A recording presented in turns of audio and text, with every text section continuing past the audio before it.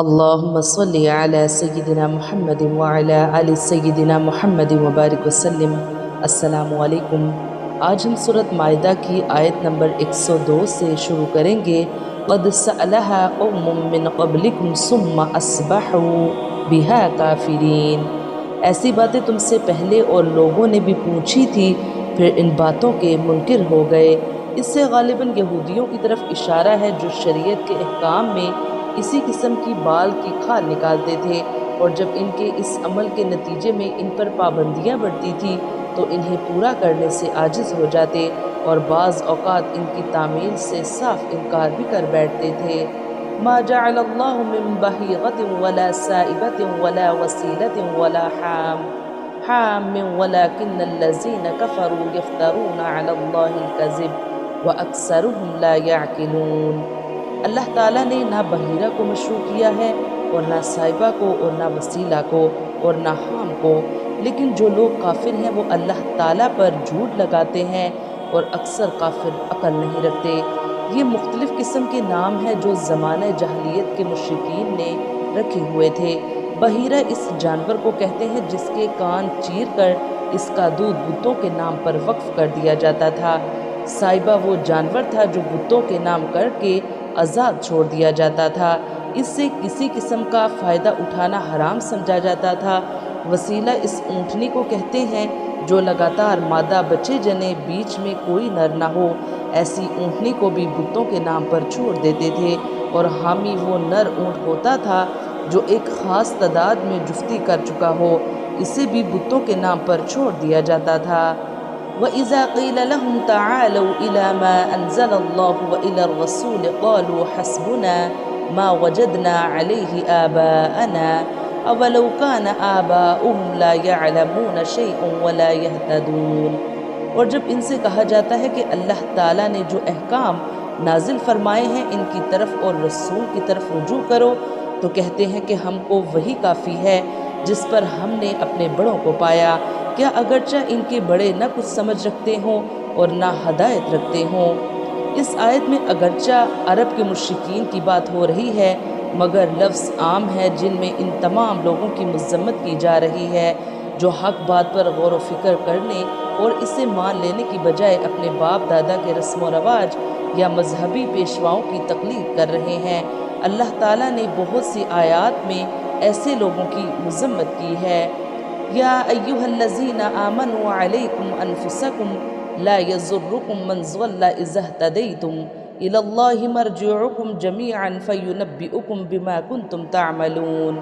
اے ایمان والو، اپنی فکر کرو جب تم راہ راست پر چل رہے ہو تو جو شخص گمراہ ہے اس سے تمہارا کوئی نقصان نہیں، اللہ ہی کے پاس تم سب کو جانا ہے، پھر وہ تم سب کو بتلا دے گا جو کچھ تم سب کرتے تھے۔ کفار کی جو گمراہیاں پیچھے بیان ہوئی ہیں، ان کی وجہ سے مسلمانوں کو صدمہ ہوتا تھا کہ اپنی ان گمراہیوں کے خلاف واضح دلائل آ جانے کے بعد نبی اکرم صلی اللہ علیہ وآلہ وسلم کی طرف سے بار بار سمجھانے کے باوجود یہ لوگ اپنی گمراہیوں پر جمے ہوئے ہیں۔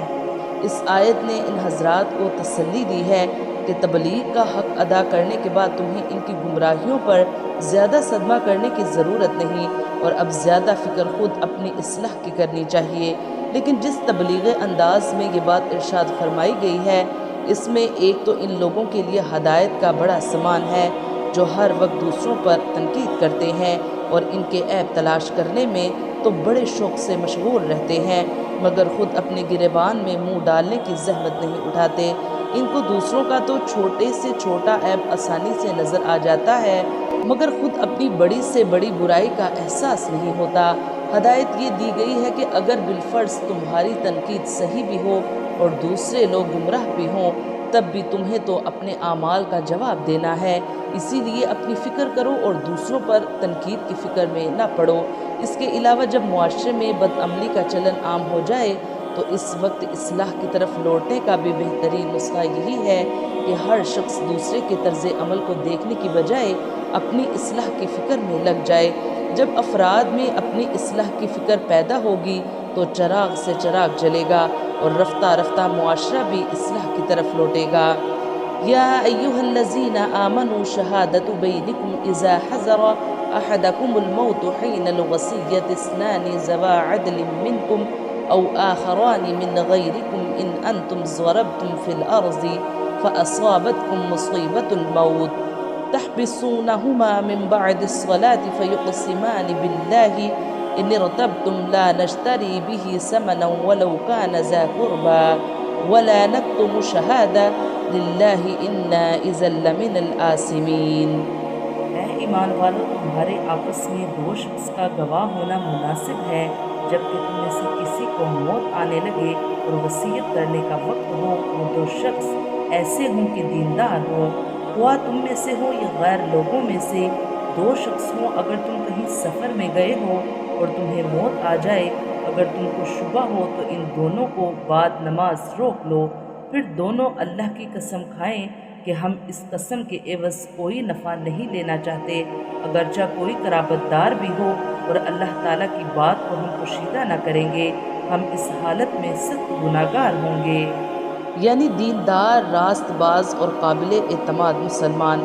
اس سے معلوم ہوا کہ مسلمانوں کے معاملات میں غیر مسلم کو شاہد بنانا صرف اس حالت میں درست ہے جبکہ کوئی مسلمان گواہ بننے کے لیے میسر نہ آ سکے۔ فَإِنْ عُثِرَ عَلَىٰ أَنَّهُمَا اسْتَحَقَّا إِثْمًا فَآخَرَانِ يَقُومَانِ مَقَامَهُمَا مِنَ الَّذِينَ اسْتَحَقَّ عَلَيْهِمُ الْأَوْلَيَانِ فَيُقْسِمَانِ بِاللَّهِ لَشَهَادَتُنَا أَحَقُّ مِنْ شَهَادَتِهِمَا وَمَا اعْتَدَيْنَا إِنَّا إِذًا لَمِنَ الظَّالِمِينَ۔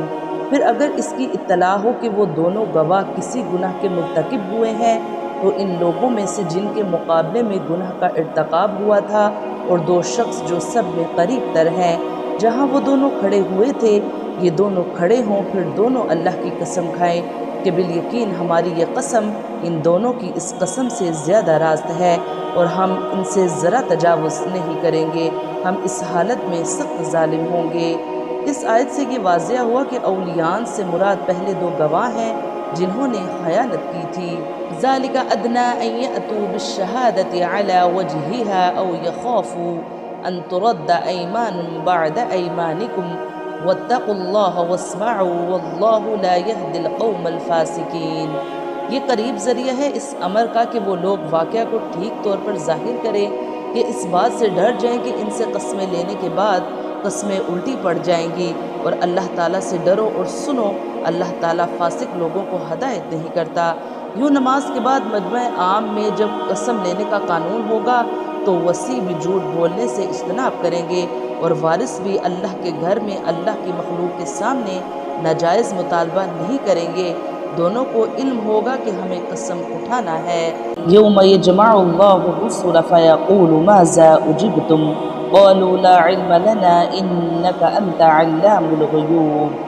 جس روز اللہ تعالیٰ تمام پیغمبروں کو جمع کرے گا پھر ارشاد فرمائے گا کہ تم کو کیا جواب ملا تھا، وہ عرض کریں گے کہ ہم کو کچھ خبر نہیں، تو ہی بے شک پوشیدہ باتوں کو پورا جاننے والا ہے۔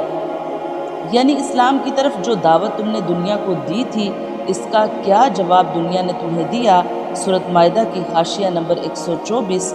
یعنی ہم تو صرف اس محدود ظاہری جواب کو جانتے ہیں جو ہمیں اپنی زندگی میں ملتا ہوا محسوس ہوا، باقی رہا یہ کہ فی الحقیقت ہماری دعوت کا رد عمل کہاں، کس صورت میں کتنا ہوا، تو اس کا صحیح علم آپ کے سوا کسی کو نہیں ہو سکتا۔ اذ قال اللہ یا عیسی ابن مریم اذکر نعمتی علیک وعلی والدتک اذ ایدتک بروح القدس تکلم الناس فی المہد وکہلا وَإِذْ عَلَّمْتُكَ الْكِتَابَ وَالْحِكْمَةَ وَالتَّوْرَاةَ وَالْإِنْجِيلَ وَإِذْ تَخْلُقُ مِنَ الطِّينِ كَهَيْئَةِ الطَّيْرِ بِإِذْنِي فَتَنفُخُ فِيهَا فَتَكُونُ طَيْرًا بِإِذْنِي وَتُبْرِئُ الْأَكْمَهَ وَالْأَبْرَصَ بِإِذْنِي وَإِذْ تُخْرِجُ الْمَوْتَىٰ بِإِذْنِي وَإِذْ كَفَفْتُ بَنِي إِسْرَائِيلَ عَنْكَ إِذْ جِئْتَهُم بِالْبَيِّنَاتِ فَقَالَ الَّذِينَ كَفَرُوا مِنْهُمْ إِنْ هَٰذَا إِلَّا سِحْرٌ مُّبِينٌ۔ جبکہ اللہ تعالیٰ ارشاد فرمائے گا کہ اے عیسیٰ ابن مریم، میرا انعام یاد کرو جو تم پر اور تمہاری والدہ پر ہوا ہے، جب میں نے تم کو روح القدس سے تائید دی، تم لوگوں سے کلام کرتے تھے، گود میں بھی اور بڑی عمر میں بھی، جبکہ میں نے تم کو کتاب اور حکمت کی باتیں اور توریت اور انجیل کی تعلیم دی، اور جب کہ تم میرے حکم سے گارے سے ایک شکل بناتے تھے جیسے پرندے کی شکل ہوتی ہے، پھر تم اس کے اندر پھونک مار دیتے جس سے وہ پرندہ بن جاتا تھا میرے حکم سے، اور تم اچھا کر دیتے تھے مادر ذات اندھے کو اور کوڑی کو میرے حکم سے، اور جب کہ تم مردوں کو نکال کر کھڑا کر لیتے تھے میرے حکم سے، اور جب کہ میں نے بنی اسرائیل کو تم سے باز رکھا جب تم ان کے پاس دلیلیں لے کر آئے تھے۔ پھر ان میں جو کافر تھے انہوں نے کہا کہ بجز کھلے جادو کے یہ اور کچھ بھی نہیں۔ ابتدائی سوال تمام رسولوں سے بحیثیت مجموعی ہوگا، پھر ایک ایک رسول سے الگ الگ شہادت دی جائے گی، جیسا کہ قرآن مجید میں متعدد مقامات پر بتصریح ارشاد ہوا ہے۔ اس سلسلے میں حضرت عیسیٰ علیہ السلام سے جو سوال کیا جائے گا وہ یہاں بطور خاص نقل کیا جا رہا ہے۔ سورۃ مائدہ حاشیہ نمبر 126، یعنی حالت موت سے نکال کر زندگی کی حالت میں لاتا تھا۔ وَإِذْ أَوْحَيْتُ إِلَّا الْحَوَارِيِّينَ أَنْ آمِنُوا بِي وَبِالرَّسُولِ قَالُوا آمَنَّا وَاشْهَدْ بِأَنَّنَا مُسْلِمُونَ۔ اور جب کہ میں نے حواریین کو حکم دیا کہ تم مجھ پر اور میرے رسول پر ایمان لاؤ، انہوں نے کہا کہ ہم ایمان لائے، اور آپ شاہد رہیے کہ ہم پورے فرما بردار ہیں۔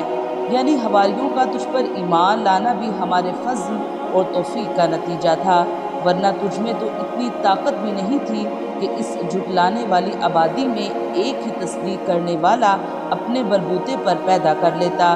ضمناً یہاں یہ بھی بتا دیا کہ حواریوں کا اصل دین اسلام تھا، نہ کہ عیسائیت۔ اذ قال الحواریون یا عیسی ابن مریم هل يستطيع ربك ان ينزل علينا مائدة من السماء قالوا اتقوا الله ان كنتم مؤمنين۔ وہ وقت یاد کے قابل ہے جب کہ حواریوں نے عرض کیا کہ اے عیسی ابن مریم، کیا آپ کا رب ایسا کر سکتا ہے کہ ہم پر آسمان سے ایک ہوا نازل فرما دے؟ آپ نے فرمایا کہ اللہ سے ڈرو اگر تم ایمان والے ہو۔ یعنی ایک مومن کے لیے یہ مناسب نہیں ہے کہ وہ اللہ تعالیٰ سے معجزات کی فرمائش کرے، کیونکہ ایسی فرمائشیں تو عام طور پر کافر لوگ کرتے رہے ہیں۔ البتہ جب انہوں نے یہ وضاحت کی کہ خدا نخواستہ اس فرمائش کا منشا ایمان کا فقدان نہیں بلکہ اللہ تعالیٰ کی نعمتوں کو دیکھ کر مکمل اطمینان کا حصول اور ادائے شکر ہے، تو حضرت عیسیٰ علیہ السلام نے دعا فرما دی۔ قالوا نريد أن نأكل منها وتطمئن قلوبنا ونعلم أن قد صدقتنا ونكون عليها من الشاهدين۔ وہ بولے ہم یہ چاہتے ہیں کہ اس میں سے کھائیں اور ہمارے دلوں کو پورا اطمینان ہو جائے اور ہمارا یہ یقین اور بڑھ جائے کہ آپ نے ہم سے سچ بولا ہے اور ہم گواہی دینے والوں میں سے ہو جائیں۔ قالوا نريد أن نأكل منها، یعنی ہم یہ معجزہ ایمان لانے کی شرط کے طور پر نہیں مانگ رہے، جیسا کہ موسیٰ علیہ السلام سے بنی اسرائیل نے کہا تھا۔ سورۃ بقرہ میں یہ ارشاد فرمایا جا رہا ہے، ہم ہرگز تیرا یقین نہیں کریں گے یہاں تک کہ ہم اللہ کو کھلم کھلا دیکھ لیں، بلکہ جن امور کے پیش نظر طلب کر رہے تھے، جن میں سے ایک یہ ہے کہ ہم بھوکے ہیں، برکت کے لیے کچھ کھانا چاہتے ہیں۔ وَتَطْمَئِنَّ قُلُوبُنَا، یعنی ہمیں اس بات کا اطمینان ہو جائے جو ایمان کا اعلیٰ درجہ ہے، اور ہم عین الیقین کے درجے کا علم حاصل کر لیں کہ آپ اللہ کے سچے رسول ہیں، اور بنی اسرائیل کے سامنے آپ کے سچا رسول ہونے کی گواہی دے سکیں۔ قال عیسی ابن مریم اللہم ربنا انزل علینا مائدة من السماء تکون لنا عیدا لأولنا وآخرنا وآیة منک وَرَزُقْنَا وَأَنْتَ خَيْرُ الرَّازِقِينَ۔ عیسیٰ ابن مریم نے دعا کی کہ اے اللہ، اے ہمارے پروردگار، ہم پر آسمان سے کھانا نازل فرما کہ وہ ہمارے لیے، یعنی ہم میں جو اول ہے اور جو بعد کے ہیں، سب کے لیے ایک خوشی کی بات ہو جائے اور تیری طرف سے ایک نشانی ہو جائے، اور تو ہم کو رزق عطا فرما دے، اور تو سب عطا کرنے والوں سے اچھا ہے۔ قال اللہ انی منزلها علیکم فمن یکفر بعد منکم فانی اعذبه عذابا لا اعذبه احدا من العالمین۔ حق تعالیٰ نے ارشاد فرمایا کہ میں وہ کھانا تم لوگوں پر نازل کرنے والا ہوں، پھر جو شخص تم میں سے اس کے بعد ناحق شناسی کرے گا تو میں اس کو ایسی سزا دوں گا کہ وہ سزا دنیا جہاں والوں میں سے کسی کو نہ دوں گا۔ بعض جلیل القدر تابعین مجاہد اور حسن کی رائے تو یہ ہے کہ جب انہوں نے ناشکری پر سخت ترین عذاب کی دھمکی سنی تو اپنا مطالبہ واپس لے لیا، لیکن جمہور علماء کا یہ قول ہے کہ مائدہ بالفعل نازل ہوا۔ اس میں کون کون سے کھانے تھے اس کی تفصیل کا نہ یقینی علم ہے اور نہ اس کے جاننے کی ضرورت ہے۔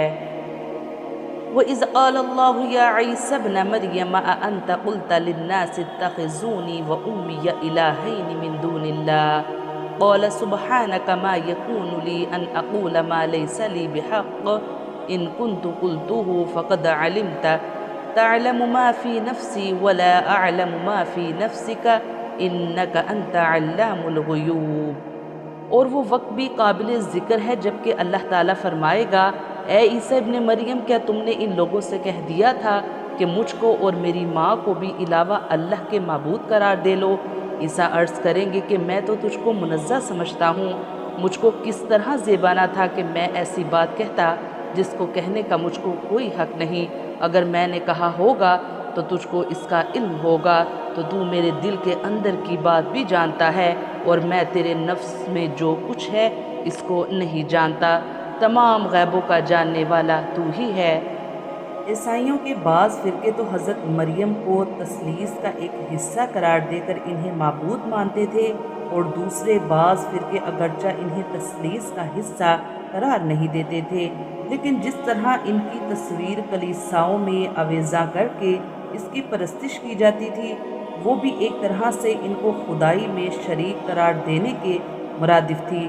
اسی لیے یہ سوال کیا گیا ہے، ما قلت لهم الا ما امرتنی به ان اعبدوا اللہ ربی وربکم وکنت علیہم شہیدا ما دمت فیہم فلما توفیتنی كنت انت الرقیب علیہم وانت علی کل شیء شہید۔ میں نے تو ان سے اور کچھ نہیں کہا مگر صرف وہی جو تو نے مجھ سے کہنے کو فرمایا تھا کہ تم اللہ کی بندگی اختیار کرو جو میرا بھی رب ہے اور تمہارا بھی رب ہے۔ میں ان پر گواہ رہا جب تک ان میں سے رہا، پھر جب تو نے مجھ کو اٹھا لیا تو ہی ان پر مطلع رہا اور تو ہر چیز کی پوری خبر رکھتا ہے۔ ان تعذبهم فإنهم عبادك وإن تغفر لهم فإنك أنت العزيز الحكيم۔ اگر تو ان کو سزا دے تو یہ تیرے بندے ہیں، اور اگر تو ان کو معاف فرما دے تو زبردست ہے، حکمت والا ہے۔ اس آیت کے مطابق عیسیٰ علیہ السلام نہایت حکیمانہ طریقے سے ان کی سفارش کریں گے۔ پہلے اللہ کی کبریائی بیاں کرتے ہوئے کہیں گے کہ اگر تو انہیں عذاب دے گا تو یہ تیرے بندے ہی ہیں، نہ دم مار سکتے ہیں نہ بھاگ کر کہیں جا سکتے ہیں، اور اگر تو انہیں معاف ہی فرما دے تو ہر کام پر غالب ہے اور تیرا کوئی کام حکمت سے خالی نہیں۔ ابو ذر رضی اللہ عنہ فرماتے ہیں، رسول اللہ صلی اللہ علیہ وآلہ وسلم ایک مرتبہ ساری رات صبح تک نماز میں اسی آیت کو بار بار پڑھتے رہے۔ قال اللہ ھذا یوم ینفع الصادقین صدقہم لہم جنات تجری من تحتها الانہار خالدین فیہا ابدا رضی اللہ عنہم ورضوا عنہ ذالک الفوز العظیم۔ اللہ ارشاد فرمائے گا کہ یہ وہ دن ہے کہ جو لوگ سچے تھے ان کا سچا ہونا ان کے کام آئے گا۔ ان کو باغ ملیں گے جن کے نیچے نہریں جاری ہوں گی، جن میں وہ ہمیشہ ہمیشہ کو رہیں گے۔ اللہ تعالیٰ ان سے راضی اور خوش، اور یہ اللہ سے راضی اور خوش ہیں، یہ بڑی باری کامیابی ہے۔ ابن حیان فرماتے ہیں کہ اللہ کی رضا ہی سب سے بڑی کامیابی ہے، کیونکہ اس نعمت عظمیٰ کے سامنے جنت اور نعیم جنت کی کیا وقت ہے۔ للہ ملک السماوات والارض وما فیہن وہو علی کل شیء قدیر۔ اللہ کی سلطنت ہے آسمانوں کی اور زمین کی اور ان چیزوں کی جو ان میں موجود ہے، اور وہ ہر شے پر پوری قدرت رکھتا ہے۔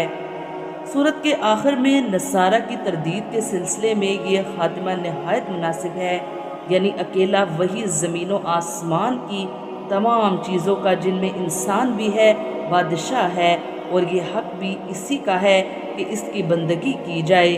عیسیٰ علیہ السلام ہو یا ان کی والدہ یا روح القدس سب اس کے بندے ہیں جو کسی طرح معبود ہونے میں اس کے شریک قرار نہیں دیے جا سکتے۔